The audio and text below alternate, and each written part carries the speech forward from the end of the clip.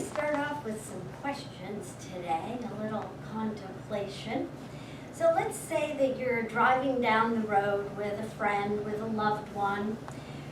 When they say to you, hey, let's stop and get a little treat, what's your first thought? Ice cream. What is it? Ice I cream. like you, ice cream. What are you thinking? Yours was Dairy Queen. Mine was ice cream too. Anyone else? First thought. Cookie in the back seat.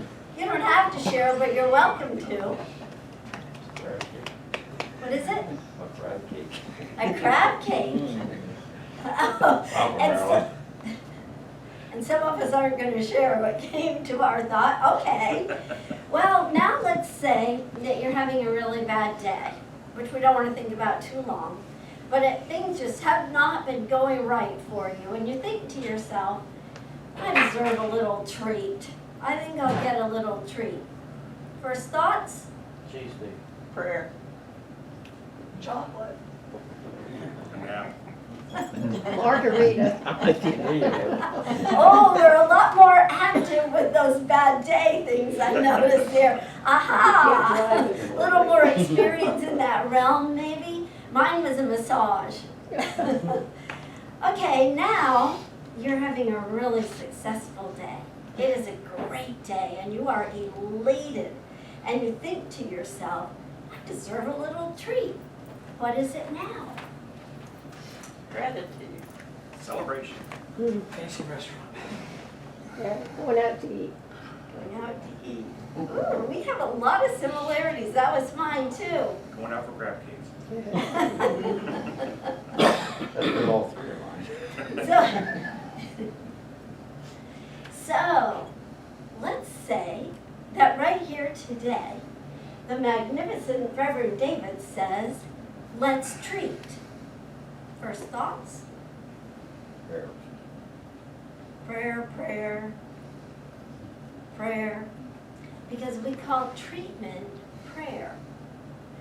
So there are many ways that we have a little treat or have a big treat, whichever you want to call it.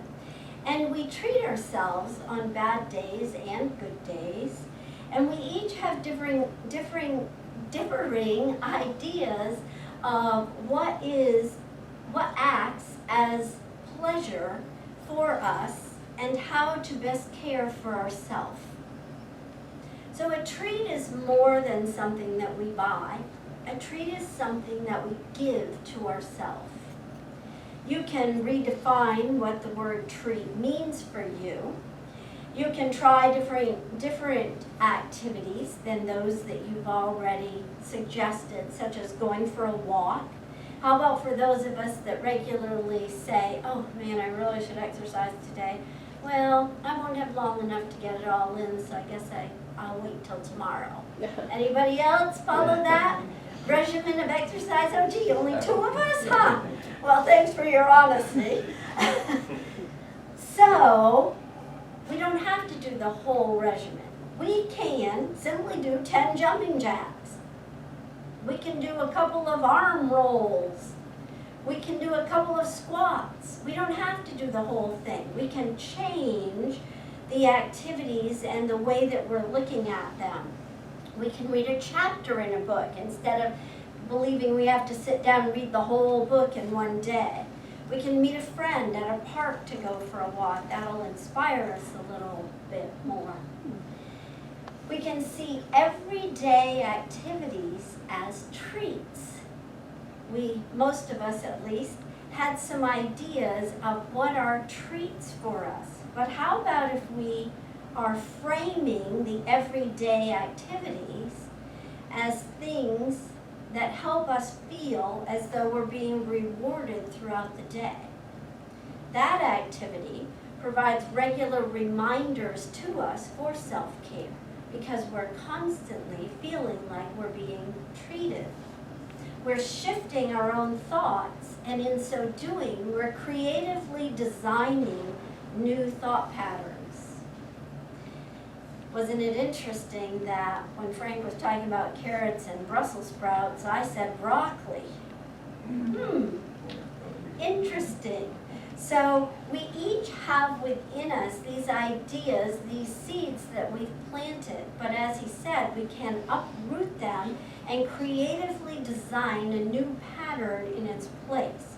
Another strategy we can use is seeing the things that we do as something we want to do rather than something that we have to do. So the first thing I think of, because I hear a lot of, especially students in the classrooms, even at that age, saying, I'm just not a morning person. As I stand at the door going, good morning everyone, good morning, and they walk through like this. And I think to myself, gee, isn't anyone else happy this morning? Well, I have to wake up first. Well, they've woken up enough to get dressed, to eat breakfast, and brush their teeth hopefully, and get to school, but not enough to get a smile yet? What about if when we first wake up, instead of thinking, oh, I guess I have to get out of bed today, what if we were thinking, oh my gosh, I get to get out of bed today and enjoy this one magnificent moment in time. What will I do? And even if you have a job you have to go to, change that word. You don't have to go to that job. You really don't. You are choosing to go to that job. You can pick another one if you need to just make money. We have so many choices that we limit our own belief systems in that we don't open ourselves to the greater idea. If you're going to continue going to that job, that career, that experience that you've chosen for the day, why not do it in joy? It's a lot better habit to create than not. So today our title is Treat Yourself. And we're looking at the way that we in Science of Mind utilize the practice of prayer, which we call treatment. And we're including methods to actualize treatments and ways we can take care of ourselves, literally take care of ourselves, physically and emotionally, by the way that we link thought. So what is treatment? Emma Curtis Hopkins says, a treatment is a truth stated, period. A treatment is a truth stated. Pretty simplistic, isn't it? But I have found that quite often simplicity and ease are not synonymous. Sometimes it's not easy to find that simple thing to do, and it's quite not easy to implement simplicity. What she's saying is that treatment is a recognition of a universal truth that's already present, yet awakening with the one speaking or holding that consciousness. It's a universal truth that's always been here and always has been, always will be here, but we simply have attached ourselves to it and claimed it as ours. So a treatment is a truth stated. Not only is it just true for the universe, but it's true for me as well, as soon as I make that treatment. A lot of what I'm saying today come from an article I read by Dr. Jim Lockhart. And I've always really admired Dr. Jim, and a lot of his articles I read online, and the several of the talks we got to experience with him and conversations with him. The article was Spiritual Mind Treatment Works. He says, spiritual mind treatment, or affirmative prayer, is bringing one's mind into alignment with what is already so. He's basically saying in treatment, we are not bringing anything into existence. We're not really creating anything that's not already there. We are simply aligning ourselves with the universal truth. We don't change the mind or the nature of God when we do prayer or treatment. We cause shifts of consciousness within ourselves, allowing ourselves to accept the truths that are already there. As we practice this in our spiritual mind treatments, we actually put this spiritual tool into practice. We grow the level of faith, and we expand our belief system to encompass greater outcomes and greater possibilities in our lives. Dr. Jim says, I turn my deepest desires into expectations with daily practice. With practice, I grow my faith in the action of the law as me and transforming the conditions of my life. I like that statement. I grow my faith in the action of the law as as me. I am one with universal law. I am a co-creator in my life with universal energy, with God. I'm a co-creator, and so therefore I can accept personal responsibility for the things that show up in my life, whether I like them or do not. And so therefore I can accept other possibilities and become the co-creator of that which I do wish to experience. Yeah, I like that, transforming the conditions around us in our own life. I like how when Frank was sharing, he said carrots, because he likes carrots, obviously better than Brussels sprouts. And that's one that we can relate to. Do you now, when you were a child, maybe you had to eat your peas or your Brussels sprouts? Maybe you didn't, maybe you lucked out. I had to eat those peas. I had to sit there until I ate them all, or I could go to bed. And the one time I stood up to go to bed, instead of eating those peas, I was offered a leather belt, and then the peas, and then the bed. So I just held my breath and ate the peas, but I didn't like the feel. But I was going to say I no longer have to eat the peas, which I don't, but now I like the peas. So, you know, our desires change over time too, don't they? And how beautiful is that? I love what David said from Emma Curtis Hopkins. Truth stated. We each get to state our own truth.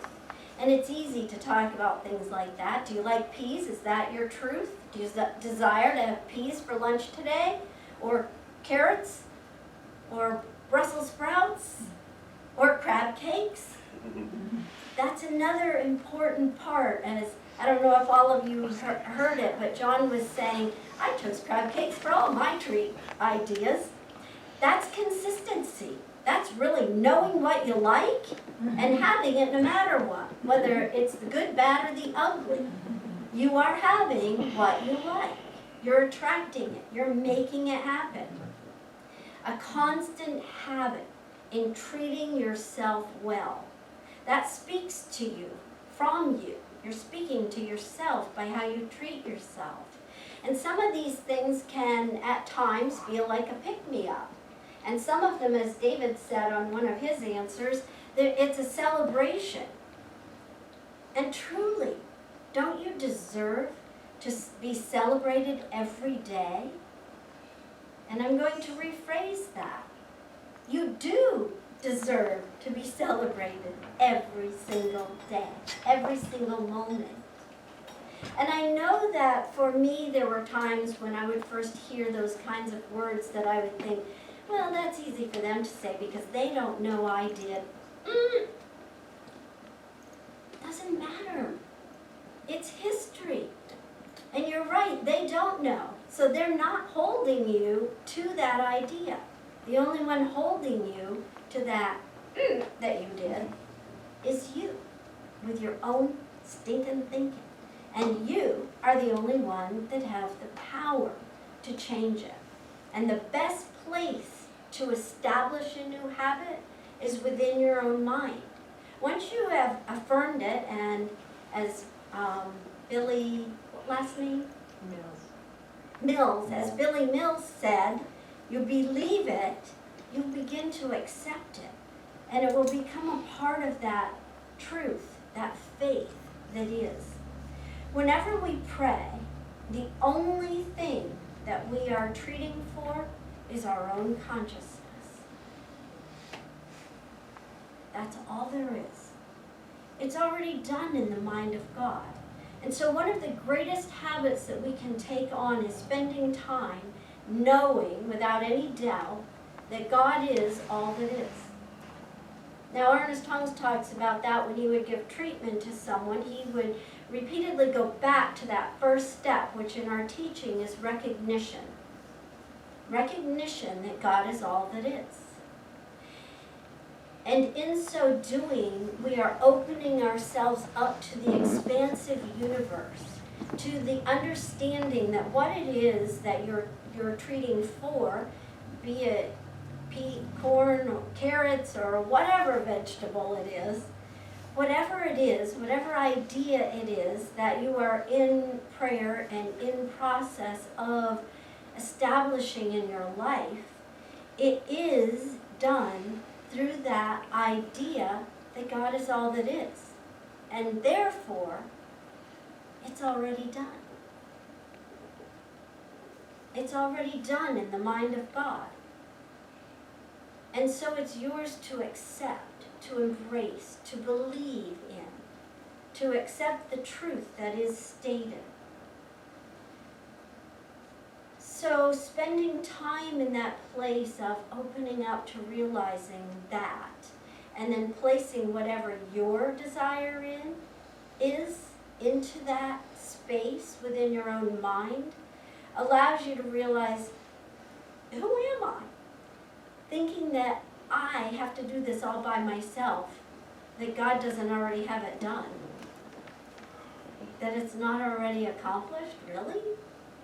Every invention that has ever been created was already accomplished in the mind of God. And someone tapped into that. And each of us can tap into anything, any idea that we desire to experience. Yeah, so everything is an idea in the mind of God waiting to come into fruition on our part, for us to bring it into fruition.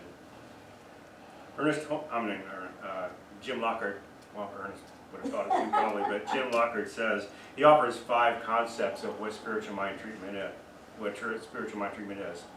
He says, treatment is the psychological use of my human mental faculties to guide me into a more beneficial system of beliefs. The psychological use of my human mental faculties. It means it's tied to the basic mental ideas of who and what we are.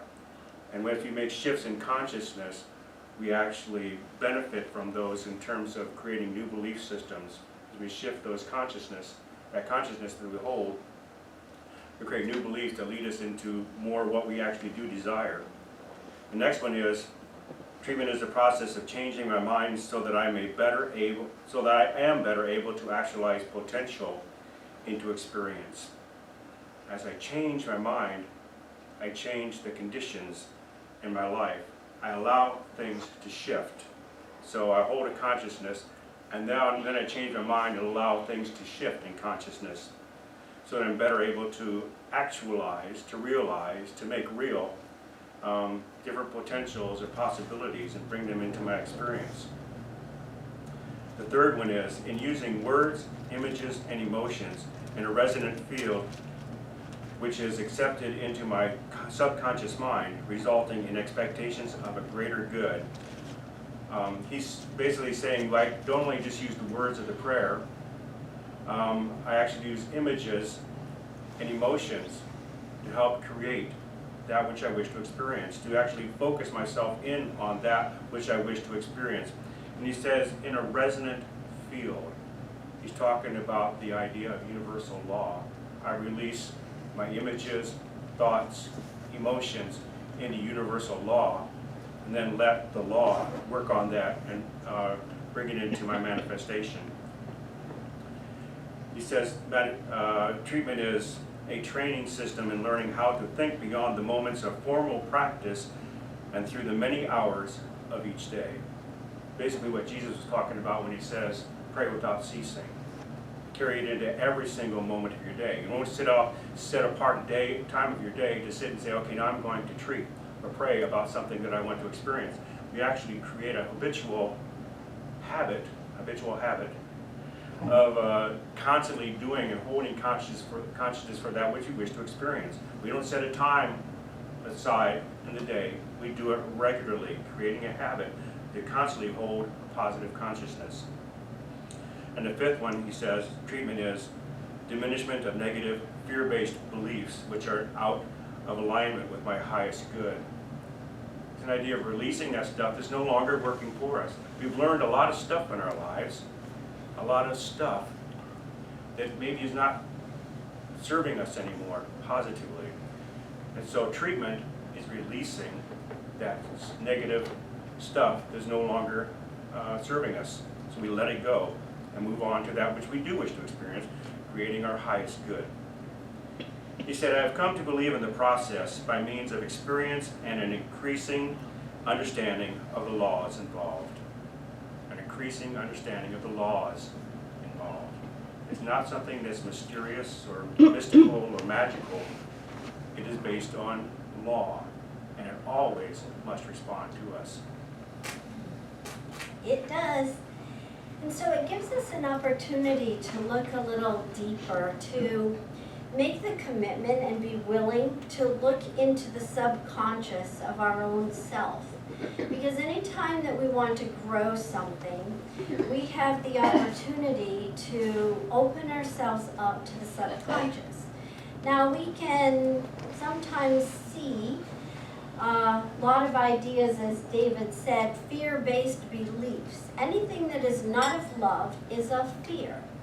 But those fear-based beliefs are ideas, belief systems that get entangled in the roots that we can change. We have the power to change them. We have to be willing to open ourselves up to allow them out. And they don't always look very nice. So one that I frequently share, because it was a huge aha for me, was walking away from a group I was speaking with one day, and I caught, you know those dream catchers? Well, you want to get out your subconscious catchers so you can catch those thoughts that are interwoven in your subconscious. I caught the thought, no one likes me. Thank heavens I caught it. I had been living it for years and years and years and just continuing it until I caught it. And I was like, okay, well, logically, I know this isn't true because I can name a list of people that do like me. So this comes from something much deeper, something in the past, something in my subconscious that I have formed a belief system on. I can either science of mind it, which to me, science of mind it means I'm going to take its opposite and I'm going to say it and believe it and instill it within my consciousness until that old belief system just disintegrates into the nothingness from whence it came. Or I can analyze it to death. I can go back and I can look at where could this have come from for me? No one likes me. What happened at an early age? Now sometimes that second one is good. I'm kind of ridiculing it because I didn't do it in that situation, but I do sometimes. We each get to choose what we're going to do with it. But what I did with it was simply decide that instead of saying no one likes me, I was going to start saying everyone likes me. And I was going to keep that in my logical left brain until the feelings started emerging with, wow, people do like me.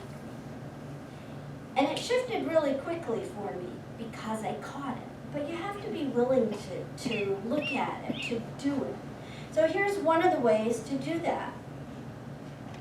Treat yourself like you are someone you are responsible for helping. Most of us, I find in this teaching, love to help others. So treat yourself with that same loving kindness that you treat others. Reimagine your life. Change your personal no one likes me consciousnesses to everyone likes me consciousnesses. Change fear to love. If you've been in this teaching very long, you may have found that science of mind principles are life-affirming principles. And if you read the Science of Mind textbook, you'll find that most of it is based on a personal approach to those life-affirming principles and making them reality in your life. We find that we treat for ourselves and then allow that energy to infuse the world around us. So therefore, by treating ourselves, we are treating for the world. There's no degree of separation between you and anyone else, or anything else for that matter, except in your mind, except in your thoughts. There are no degrees of separation. God is all that is, and God is all we are. Then there are no separations between anything. We treat for ourselves, and in doing so, we make the world a place we want to live in, We change the world by our own consciousness. Was that staying alive? Be the change you want to see in the world. Hold that consciousness and watch it then actually materialize in the world around you. Remember that you are building a consciousness of faith, expectation, and self-love. That's an important quality because you cannot love anyone or anything else more than you love yourself. So start to love yourself, is what Deborah was talking about. Loving yourself, realizing the world is your friend. Because I love the world loves me. You're transforming your life for the better. And remember that spiritual mind treatment is a natural process using your own thoughts to generate your own beliefs for your own highest good. And as you hold all those beliefs about yourself, you're also holding them about the rest of the world because there are no degrees of separation. So therefore it must be true of everything else. Ernest Holmes says in his book, This Thing Called You, it's not the form of treatment which you give, or the prayer which you make, that makes it power, that gives it power. Rather, it is your faith. So say this: I know that I am the Spirit of God. I know that the Spirit of God is in me. I know that this Spirit is complete and perfect. Therefore, it must be complete and perfect in me. I know that this Spirit is now operating in my affairs. It is manifesting its beauty and harmony in everything that I do. I know that my body is a spiritual idea manifesting in form. I know that every organ of my body, being a manifestation of pure spirit, contains within itself a pattern of joy, of peace, of divine order, of harmony, and complete perfection. So it is. And that was in This Thing Called You. That's a great Ernest Holmes book.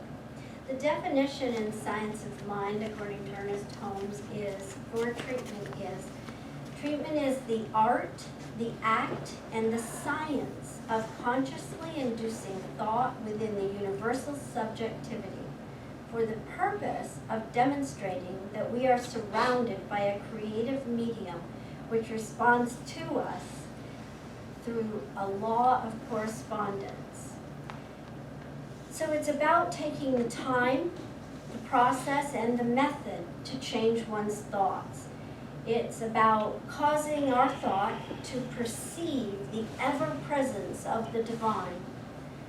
Our treatment is a conscious infusion of the divine within our own personal mind, whether we're treating for ourselves or treating for someone else. We're still treating for our own consciousness.